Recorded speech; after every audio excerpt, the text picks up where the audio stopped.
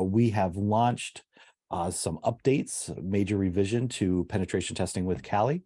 And we are lucky enough here to be joined with the content developers that wrote the material, the minds behind the madness, the people that you love to hate, the ones that you cuss out when you are running into problems, and then when you've accomplished something dramatic that you never thought you'd be able to before, the people that you love.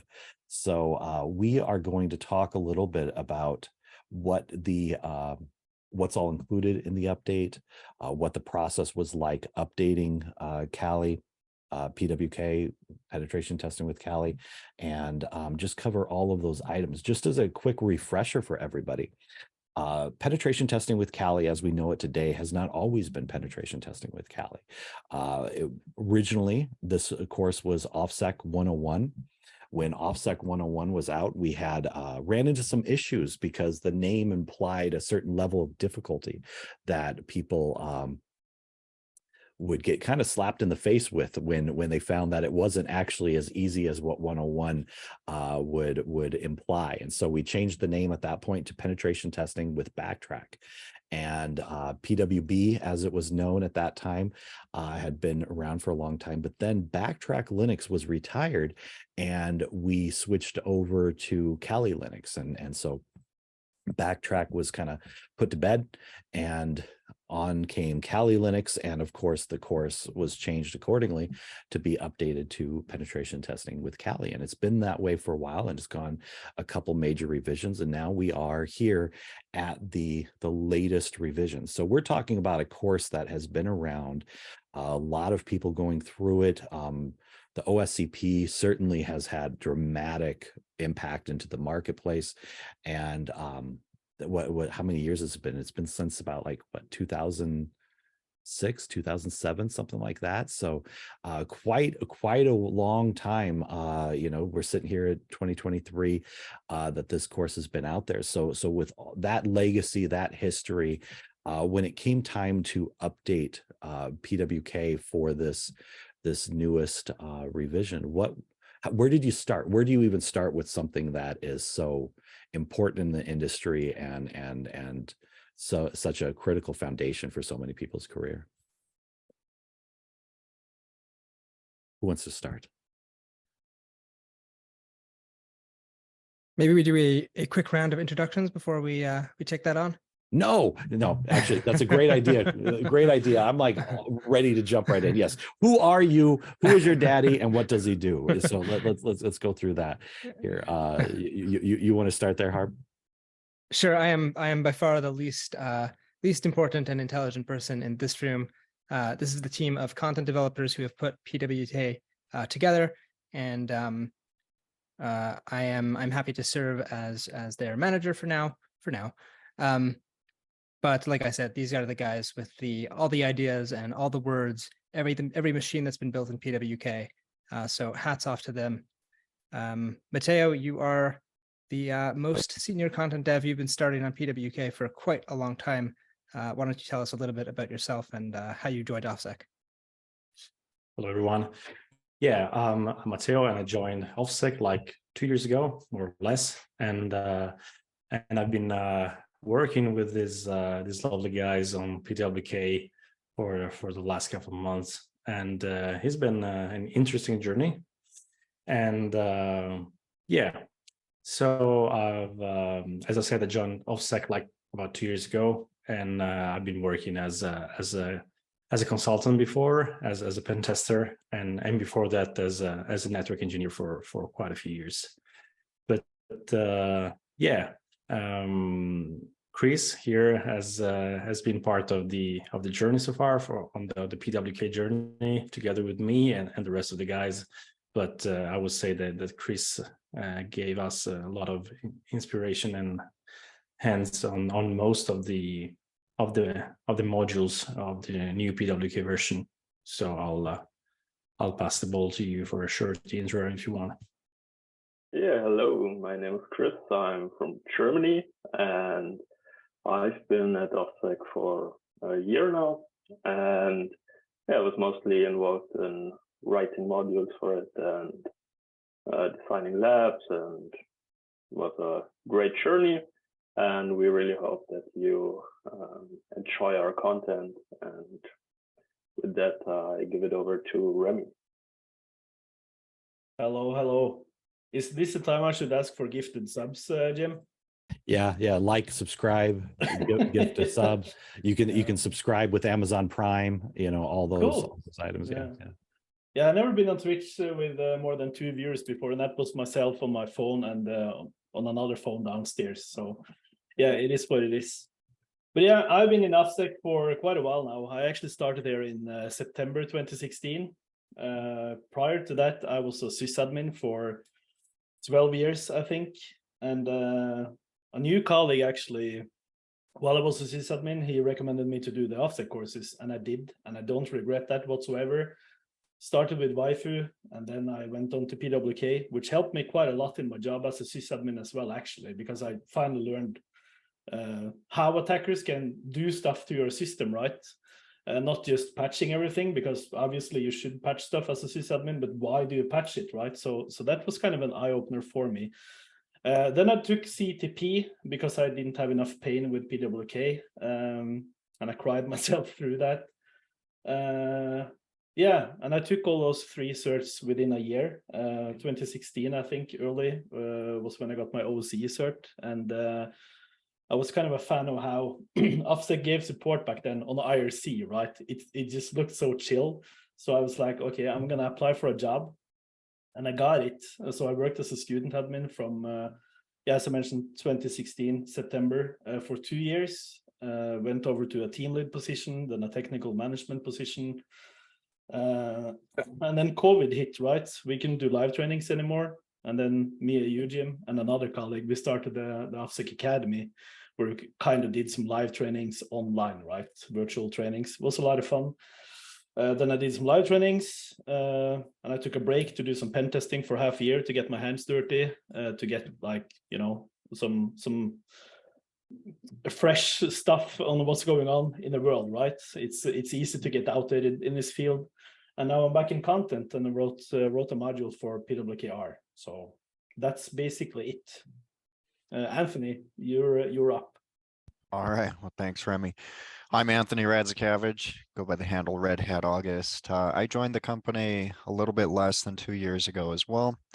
However, when I entered the company, I was focused on the 100 level content that we develop. So I did a lot of work in the PEN-100. I've done various library content for that level. And I was fortunate enough to be able to author one of the modules in our new PWK that we released and make the machines, and then also help with some of the challenge lab machines at the end. And I know I'm jumping the gun a little bit here, but I can't express like my excitement for everybody who's going to go through the course, because I came from, when I got my OSCP, we had the 380-page PDF, and there was it was a lot different, say that. It was a lot different. But man, one of the things, besides just like building some of the machines in the challenge labs at the very end of the course, right? I got the opportunity to test some of the stuff there as well. And that wasn't an opportunity that I had. That wasn't an opportunity that exists. And my word, for me, it's a lot of fun. It is a lot of fun, and it's stimulating, right? I think if this was easy, a lot of us wouldn't be as passionate as we are. So you'll definitely get some stimulation, and you'll have those labs at the end, and the content that leads up to all of that. So really excited for it.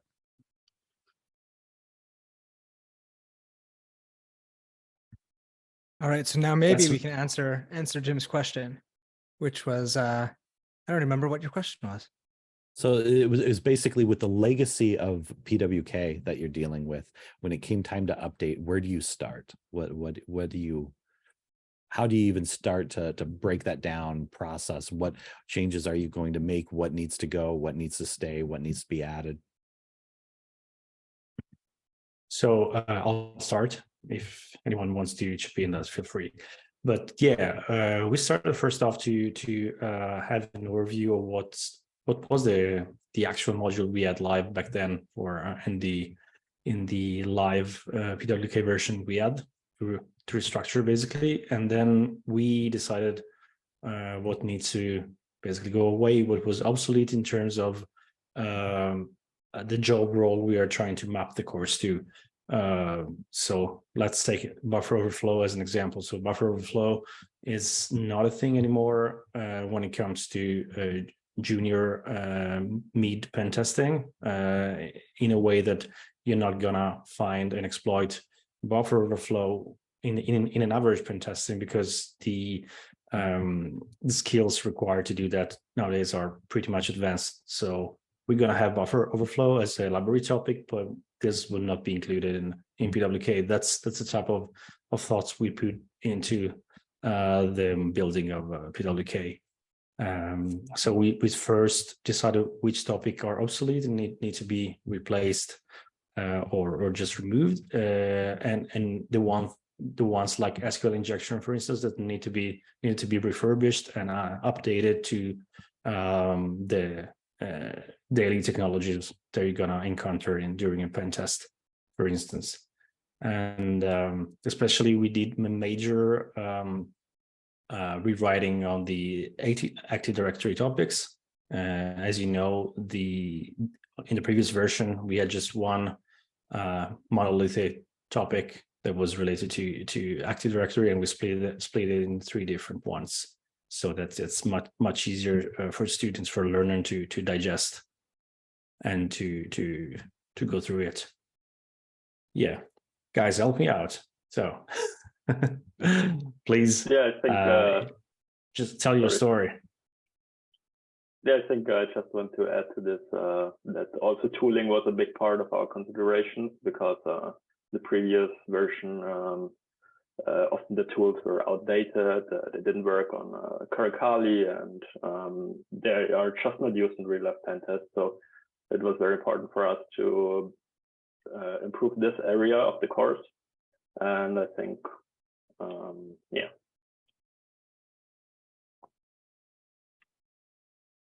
Yeah, along with that, you know, the systems are also updated, right? So when we were developing the machines and making those, we're doing it with normally or typically the latest and greatest operating systems that are released as well, because it doesn't make sense to continue to, you know, get into XP systems nowadays, right?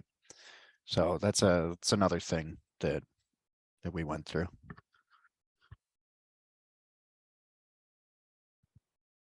Yeah, that's right. What Anthony said is it's basically especially for Active Directory topics, we try to bring there the OS version that are actually relevant to the engagement that you're gonna face out today. So like Windows 11 as clients or Windows Server 2022, those are examples. So porting those kind of attacks to the latest and greatest operating system is definitely a thing that you're gonna find out in the new version of the course. Yeah, Remi was saying something, I guess. Sorry to. Yeah, sorry, I was just mumbling, waiting for Jim to ask me to say something. I wasn't sure, but yeah, I mean, PWK is obviously I'm a super fan. I don't know, I've been working in OffSec for a long time now, so I may be biased a little bit. But I mean, it's with any course, right? Technology moves forward, and you just bound to you need to update stuff. Otherwise, it's just going to be obsolete, right? So no matter how people like the course, we still need to update it, and that's just the way it is. And hopefully, it's going to continue, right? We need to keep updating it. So this is probably not the last update you will see. Yeah, that's a lot of talk about what we've updated.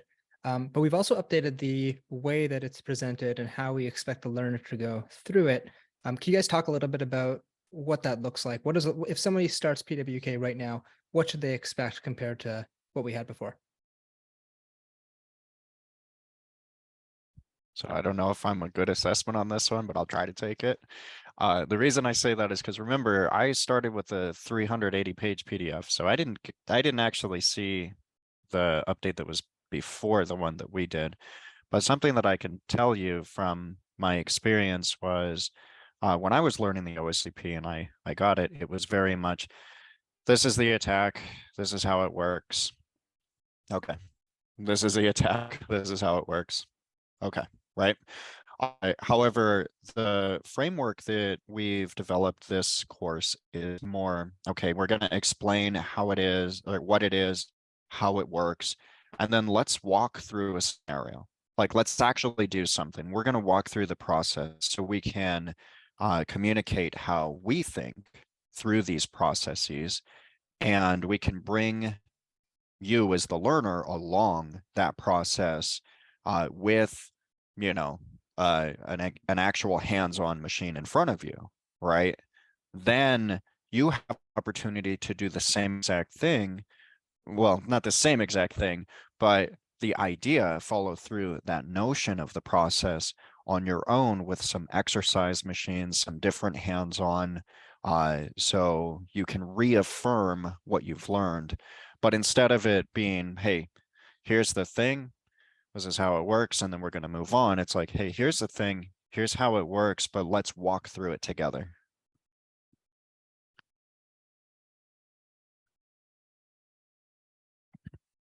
I kind of think that the introduction of the module exercises last revision was a major item, right? But it also didn't happen at the same time as the course was released.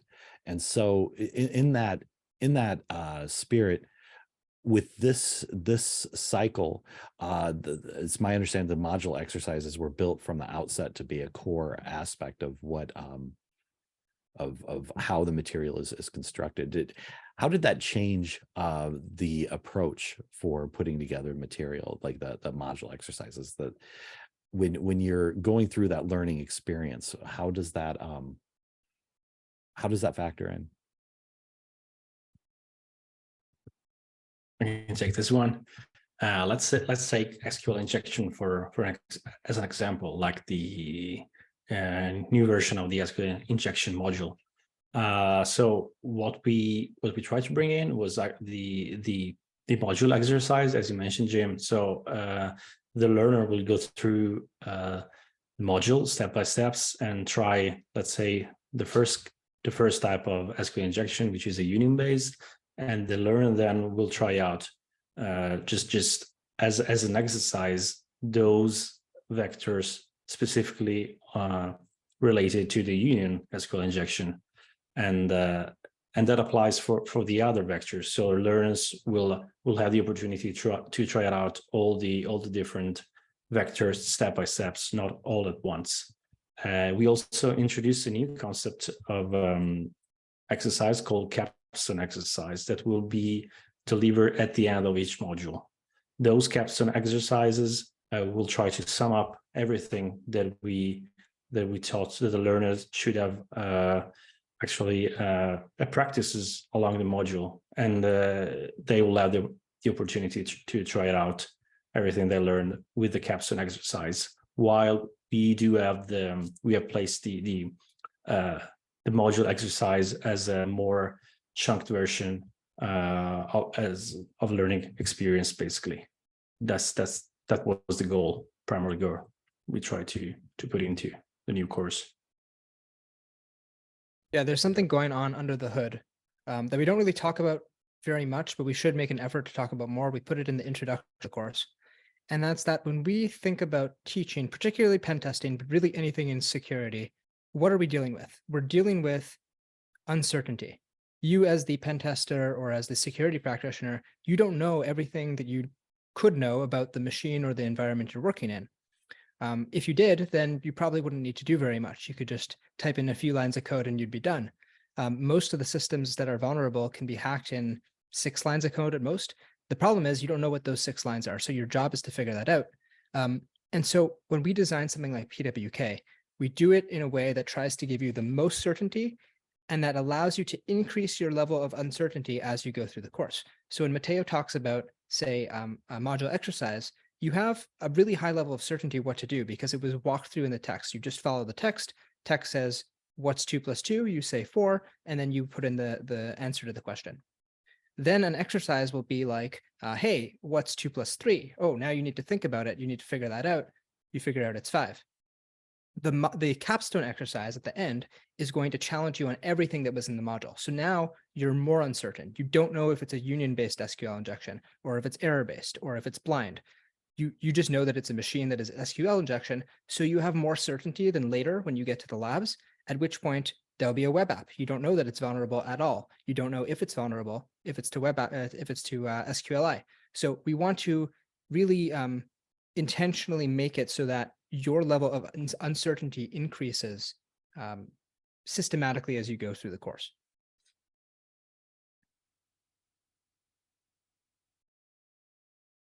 Another thing I wanted to add too is in education in general, there's the concept of teach a little, assess a little. And the course layout breaks that out really, really well, as opposed to, okay, I need to read this entire textbook and then I can touch a machine, right? It is not read the entire book and then touch a machine. You work through it stage by stage.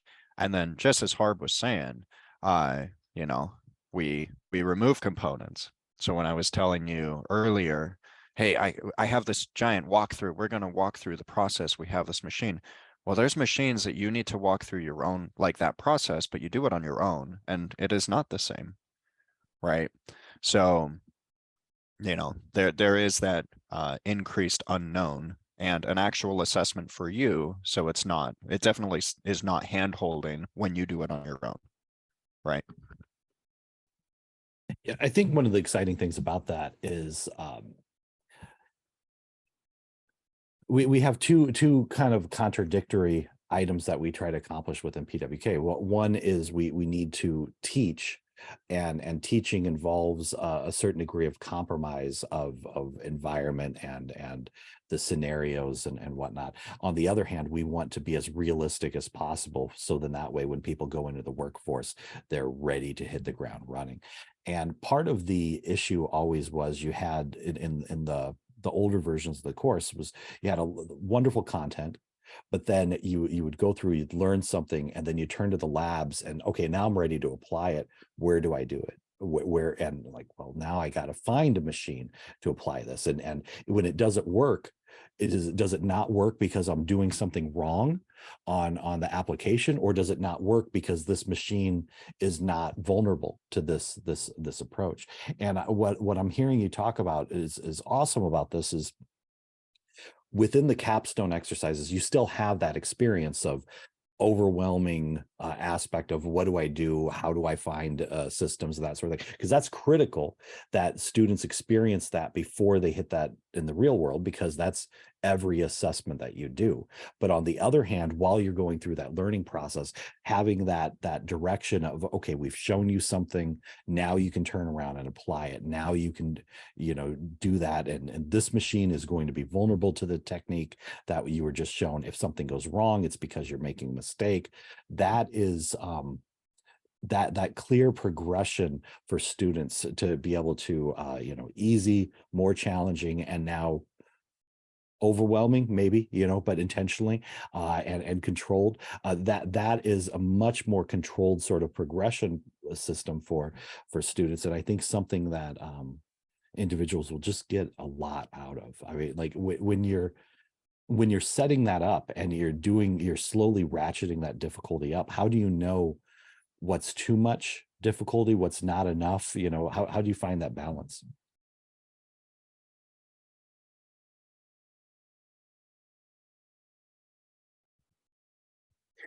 Yeah, it reminds me on when I started PWK back in 2016. I guess it was totally different than how it is today. And I remember just going through the material, trying to do the exercise, and back then I had no way to confirm if what I'm doing was right or wrong up until the final lab challenges, basically. But today, students have the opportunity to do that and just benchmark what they're doing as they go, which is something that we didn't have back then. So I would like to redo it today, basically. But yeah, that's definitely an added value that we are providing, I think. and that's a big difference. So students will not be thrown into the battlefield like we did back then. Yeah, I would like to talk about challenges also that we developed in the end, if you have the right time. Let's do it. Yeah. Matteo, what's a challenge? So in the end of the new version of PWK, you're gonna find 6 different challenges. 3 challenges that we all wrote. They are based on the entire material you're gonna face in the course. They are of increased level. So challenge 1 will be kind of affordable, and then challenge 3 will be the hardest one. And the other 3 challenges will be based on previous retired OSCP exam.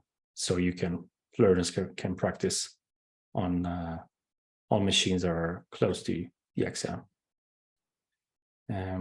So Yeah. maybe repeat that last point again, because I think that's super significant. And I think something that as the week has gone by, not everybody has 100% picked up the implications of that.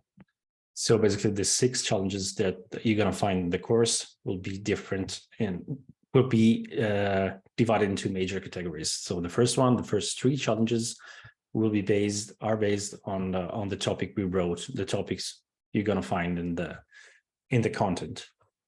Mainly, I have to say, will be based on Active Directory. So you can practice a lot on Active Directory during the first 3 challenges, while the last 3 challenges, so from challenge 4 to challenge 6, will be based on retired OSCP exams. So you can rely on those to practice on for the OSCP exam, basically. Yeah. If I can just dive in a little bit more there. So those 3 sets of machines, we call them challenge lab 4, 5, and 6. They're not necessarily retired OSCP exams, but they were built for the OSCP. Our labs team built them. They were going to put them in the OSCP, and we stole them. We stole them to put in this course. And the reason we're doing that is so that as students, you can start those challenges, set a timer for yourself of 24 hours if you want to. If you want to give yourself more time, you certainly can. And you can hack them. And if you can hack them within a reasonable amount of time, then you know that you're ready for the exam, because our exam is really based on the principles we use to develop the machines for the exam are exactly identical as the ones that we've used to make these sets of challenge machines. We should also say, when we talk about a challenge lab, one of the major differences between the new version of PWK and the 2022 version is that the labs are individual. So instead of sharing this giant network of 50 machines with everybody else, you will press a button in the OffSec portal, and it will allow you to start a set of machines that are just entirely unique to you. So if I set a set of machines and Matteo starts the same set, we're actually interacting with different virtual machines. I can't reach Matteo's, he can't reach mine, which is great because it means that I won't get my progress deleted when he reverts my machine. That can't happen anymore. So these OSCP like environments are really exact replicas of the exam. That means that you can measure yourself against them. You can try it, say, oh, I found this really challenging, this particular aspect. I'm going to go back to the course material. I'm going to go back to the other challenges. It just lets you get a really good sense of where you are at any time. Huge item, right? Because one of the students' primary questions is, how do I know if I'm ready for the exam? And here you go. Now what you're describing is these challenge environments that can, some of them are extensions of the courseware and allow you to apply it, but then you got these other ones where you can directly test yourself, set the timer, set the clock, and decide, am I ready for that exam? Huge benefit for so many people at that point. I want to just take this question here from Wally W4 in the chat. You're asking if these exam sets are close to the new exam or the current exam. There is no new exam, so the exam is not changing at all right now, except for one caveat, which I'll get to in a second. The exam is the same, no changes there. The one difference is that buffer overflows, because they're not in the course anymore, cannot be in the exam. So those have been removed. They are replaced with a regular 20-point machine. just like the other ones in the exam. So these sets are the same as what you will experience today and what you'll experience for at least the next 6 months. After 6 months, we will very slowly, not all at once, we're not going to suddenly create a new exam, but very, very slowly start introducing some of the new concepts that are taught in the new material into the exam, so that that gets reflected in there.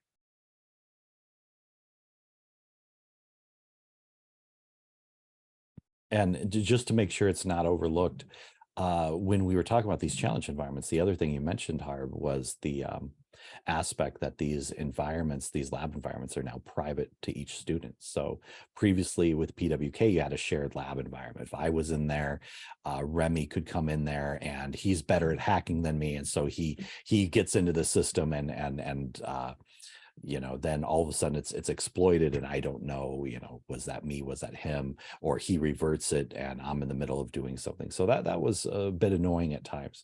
Now, no more of that, right? It's a complete private environment for every student. Should certainly change things up there as well, right? I actually have a shell on your machine still, Jim. So Stell? Oh my Yeah. gosh. Oh my gosh. I will tell you, like back in the day, when I was originally doing, it was OffSec 101 at the time, there was somebody that I would talk to through the system. We would both trying to hack FC4 night after night. The same time we were both in there, and me and this other individual were talking to each other through the wall command. If you're familiar with the wall command on Unix systems. And so who else is on here? How are you doing? Any hints? You know, and we were going back and forth for weeks trying to hack this darn system. And then I ran into him, this individual in Vegas at Black Hat one time. We didn't know who each other were, but we were, oh, you took you took the course. Yeah, when I was doing it, I was using the wall command to talk to somebody. Wait a second, that was you? Yeah, it was a very, very interesting item. But there were some pros of the old method for sure, but definitely will be a nice improvement for students going forward, I believe.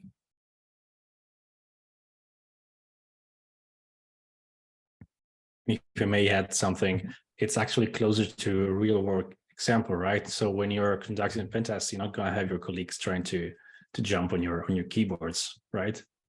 So you're gonna test your scope. Unless you do a pen test with Remi, then he might try to. You're right. Might be right. my favorite method is the physical brute force, Matteo. So that's kind of my go-to thing. That's why we leave quite a. No, Remi, how much weight did you lift this morning? How much was it? We did the calculation, like 550 pounds. Yeah. Physical brute force is right. Yeah.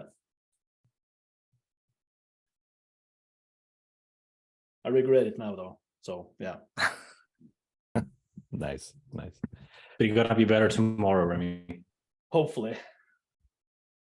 So while you all were working on this, were there any particular challenges that you ran into that was unexpected? Any items that you had to research, or just rabbit holes that just wound up sucking up a lot more time than what you had originally anticipated? I actually had one on my end. So I wrote the ED module, Introduction and Enumeration. And I wasn't aware of this, but Microsoft did a change to a registry key back around Windows 10 build 1709 or something like that.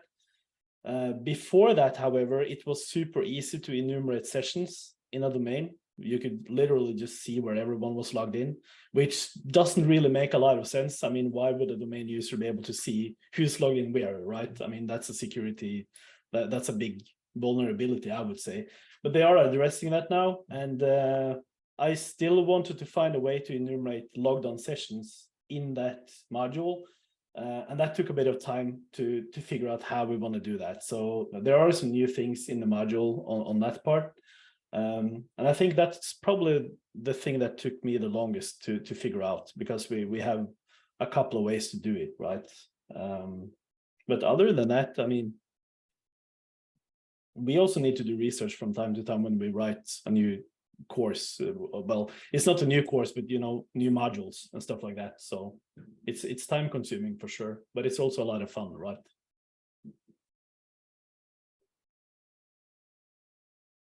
And also with the addition of Windows 11, there is a lot of different things going on there. I think Matteo as well.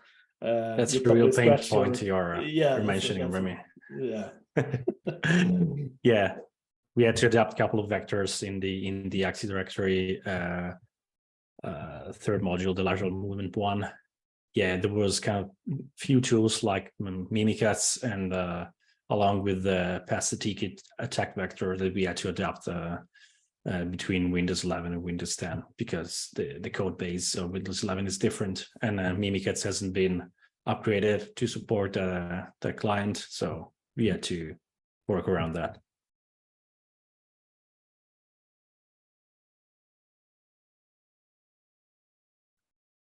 Any items that stood out to you in terms of being particularly fun and interesting to work through?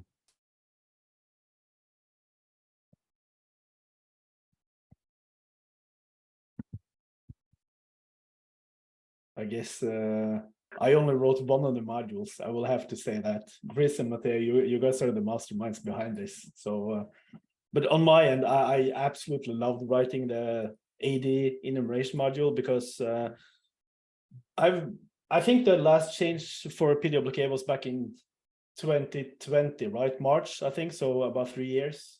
Now with PEN-200 2023, it's a lot different. And back then we introduced AD, right? It was one module. It contained the enumeration aspect. It contained the authentication aspect, a little bit of theory around that. And then we just moved into attacks, right? So the whole thing was kind of compressed. And I've been dealing with students for a while, right? Or learners. And I know that there were maybe some of them were a little bit afraid of the AD module or Active Directory in general, because it's such a huge thing to learn, right? So I kind of get it. It takes some time to grasp it. But when I was rewriting this module or updating it, I took all of that feedback that I got from OffSec Academy live trainings, everything, and really tried to nail down the pain points to make those as easy as possible.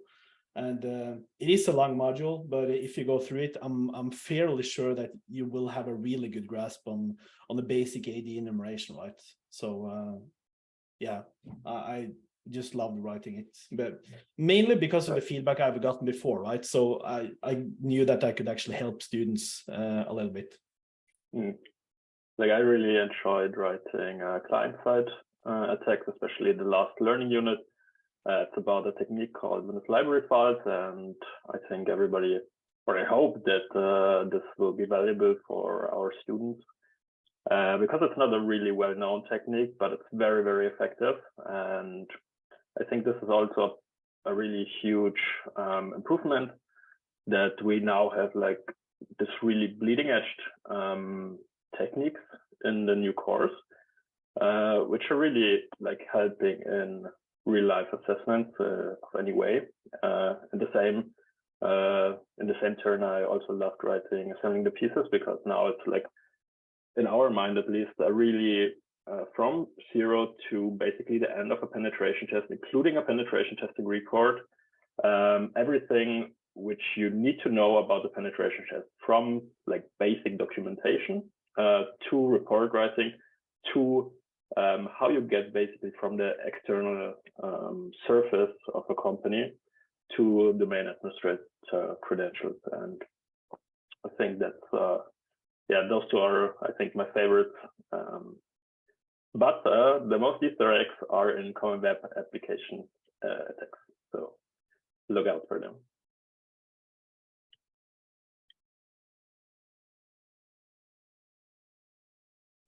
What about the rest of you?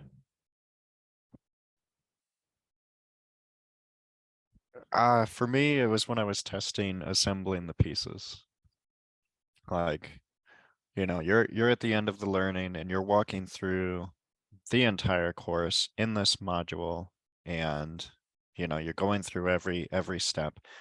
The process is there, the thought is there, and you're doing some really, really neat things. And then again, with the challenge labs that we talked about, you know that that's your next step, right? You're assembling all the pieces of every single thing that you learned, and you're working not with one machine, right? You're working with a network of things, and it's being broken apart in a way that I felt was really easy to understand some of the more complicated things that you have to do, right? And then from there, you know, okay, right after this, I'm going to go do it on my own. And as we said, challenges 1, 2, and 3 start off like, okay, 1 is comfortable and 3 is like, what the heck, right? But assembling the pieces takes, it's the bow on the top. And I really, really, really enjoyed going through that.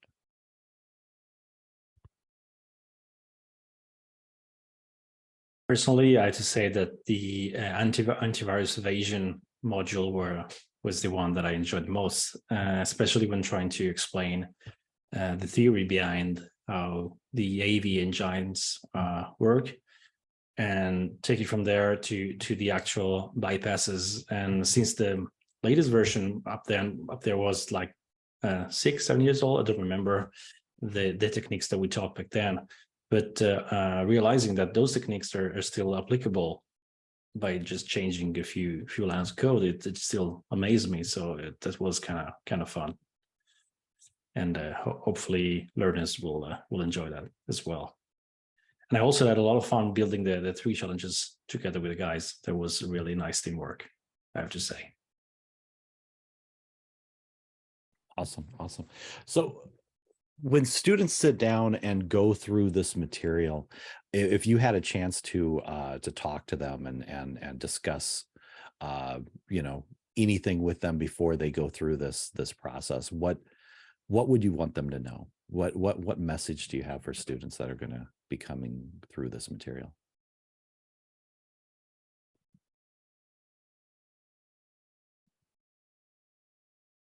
That's a tough one, Jim. But yeah, I would say make sure you have the time to go through everything thoroughly, right? Don't just skip ahead and that kind of stuff, especially if you don't have any experience. I mean, obviously this depends on your experience level, right? If you know everything, well, okay, good. Maybe you could just schedule your OSCP exam. But if you're there to learn, start from the top and do everything. As we mentioned before, we actually have different VM groups for each module now. So you will be able to walk through everything that we do in the course. You can see the output for yourself, and you can really get comfortable in that. Then for the exercises, you start a new VM group where things change slightly. And I would recommend just tackling them one by one, right?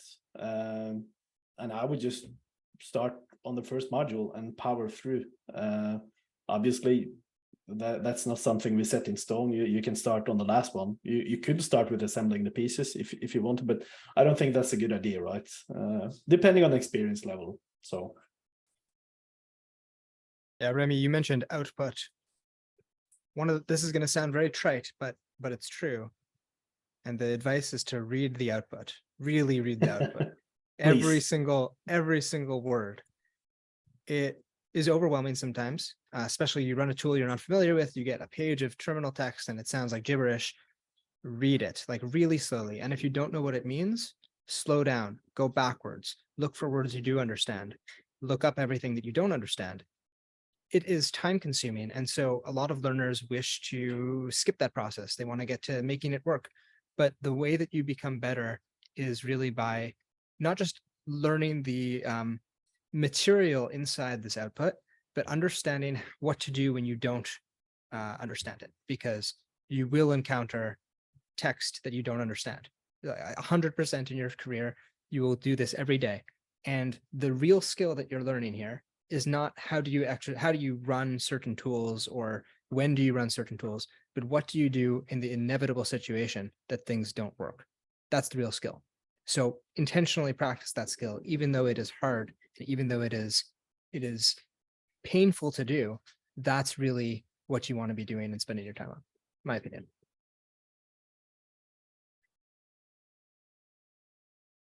I'd like to add to what Remi and Jeremy said, that even if you're a seasoned pen tester, I believe the new version of PWK, it's worthwhile. You might find some nuances or different attack vectors that you didn't thought about it, especially in the 3 AD topics, and especially in the first 3 challenges. You might find something that you just simply don't know, and it might be useful during some gigs, some real pen tests. Yeah, I just want to add, read the intro and the outro because there are really helpful stuff, information there.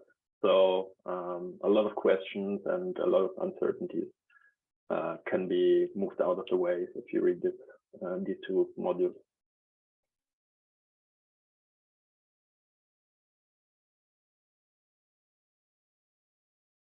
Awesome. We are coming up on time here. So in the last 5 minutes or so, what have we not talked about regarding PWK that we want to make sure that people know and understand?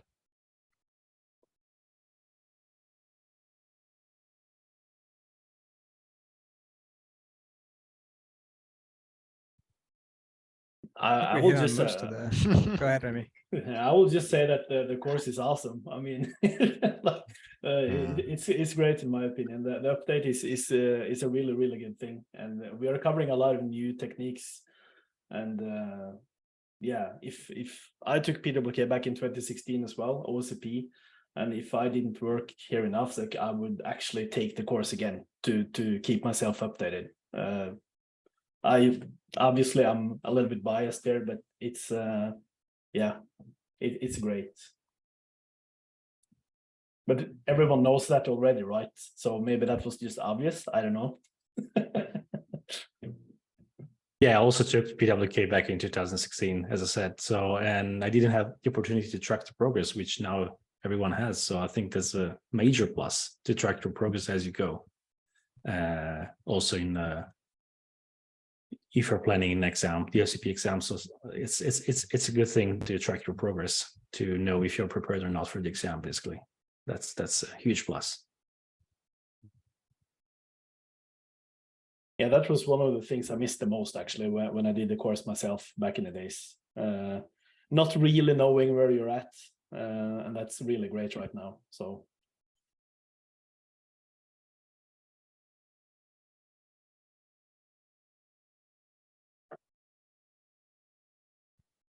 Anything else? Anything else jumping out? Did we do such a good job of covering everything?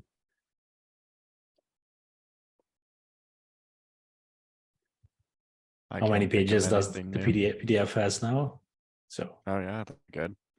I don't know. What's our page count? I'm not sure. I don't know what we want to say. I guess people can download it and they'll see. It's 863 if I recall. There you go. To be fair though, there are a lot more images. There are tons and tons of graphics. The 5th content developer who isn't here today wrote the port redirection and tunneling chapters, and those are really nice. They have great visuals. I think it was 1,000 words in the previous version, and it's now 4 times that. So there's lots of great ways to visualize what's happening there. We really wanted to get students an ability to understand what's going on and apply it right away. Actually, I think that's something that we can touch up on a little bit more. One of the struggles with learning pen testing is that you're not just learning how to hack, you're learning all these things about Linux and all these things about Windows and networking and programming and Bash and all these different technologies.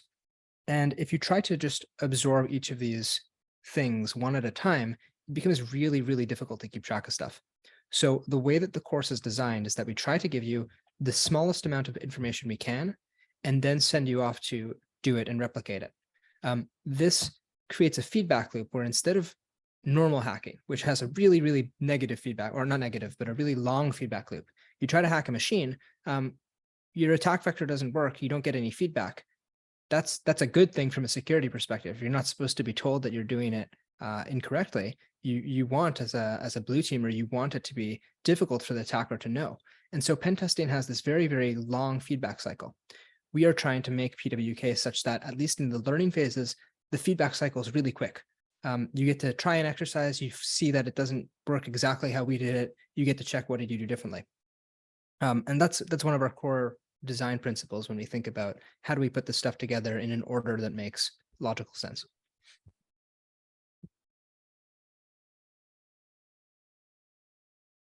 Sorry, I Anthony, see you look like you have something. yeah, I see a question in this one actually pertains to me. So this is Big OG 2022. Why file transfers section is going to be removed? Is it not relevant anymore? Well, I'm actually the author of file transfers. However, what we decided to do is we took it out of the 200 level content and we put it in the fundamentals, because we feel that, you know, getting files from one system to another is kind of fundamental for, you know, what you need to do in a penetration test. So it's not that it's not relevant. It absolutely is relevant. However, we did change the categorization of that to the 100 level. So I took that module and I expounded upon it, wrote it for what it is today. And quite frankly, there were some things in it that there's one thing in particular that I didn't even know at the time. And had I known this years ago, it would have totally changed my game completely. So either way, that's what happened to that one. We still have it. I think it's, again, I'm biased, I wrote it, right? But I think it's better than what used to exist. But we did stuff that into the 100 level.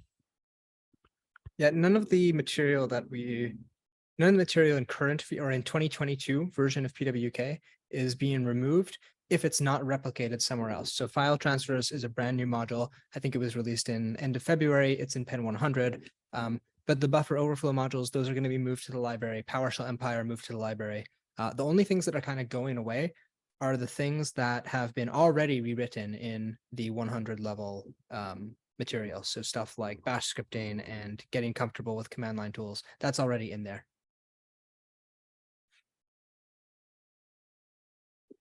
Awesome. Well, at that note, it looks like we are hitting time. So I would say any last minute goodbyes or anything you want to mention before we shut down the stream and switch over to the office hour? Since you threw us a hardball before, Jim, I have one for you. Oh boy. Oh boy. Yeah. How you've been with OffSec since almost the beginning. What is your feeling and reaction to kind of seeing the evolution of its flagship course over all this time? Good question. I would say over the years, we have consistently made decisions and changes that are different than what we had done in the past, but informed by things that we have learned over time and by the way the makeup of the students and whatnot are there. And that's happened in our content, in our courseware, even Kali. You know, we switch Kali from root user all the time to non-root user. That's a major change, right? Like that was one of the cornerstones of what made up Backtrack, and then I see that note and that what made up Backtrack and Kali. So when it comes to this, there are some major differences in this version of PWK. Some aspects of things I was worried about initially when we made those decisions before they became implemented. I was honestly a little bit worried about. One of the things I've always loved about PWK is the aspect that I know a lot of students complain about this, but where an individual will go into the PWK lab and just say, what the heck? There's 70 plus systems in here. Where do I start? I don't know what to do. And that overwhelming sense of oppression that can put on somebody, that can, you know, where do you go? Where do you start? That is a critical item for individuals to know how to overcome in order to operate in the real world.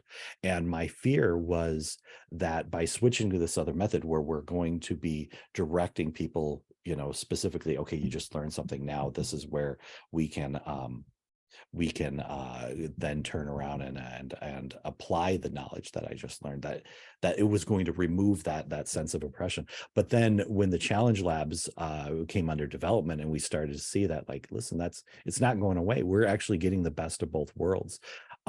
That's been awesome. I do not believe that there's been any compromise in this update that is for the worse. There's always compromises in life, and sometimes you have to decide, okay, in order to accomplish this thing, which I feel is important, I'm going to have to let loose on this other item. I do not believe that there's been any decisions in the structure and creation of this final product that we have now in front of us that is going to be that I feel bad about at this point, or I regret, or I think is going backwards. Instead, it's ultimately a full improvement across the board, stronger material, more in-depth material, coverage of topics that are important for modern time, improvements to the student learning process in terms of how they will wind up going through this. That sense of lack of direction is that complaint should be gone.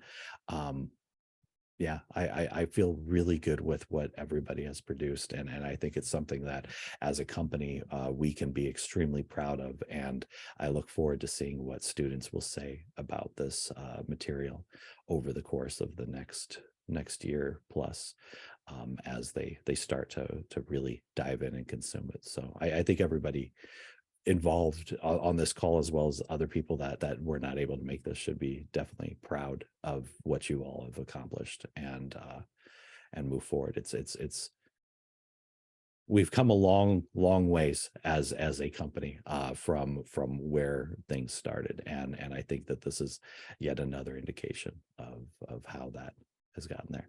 And on that note, I am going to have to shut down the stream. I won't let you pull me into another 20-minute answer.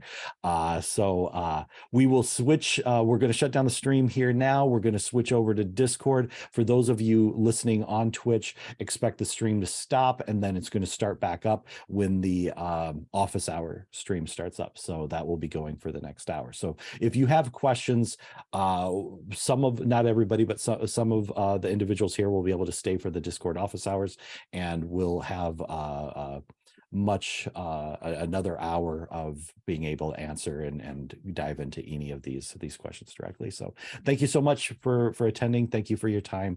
Thank you for the updates to PWK. Great work, everybody. And we will talk soon. Adios. Bye, everyone. Cheers. Bye-bye.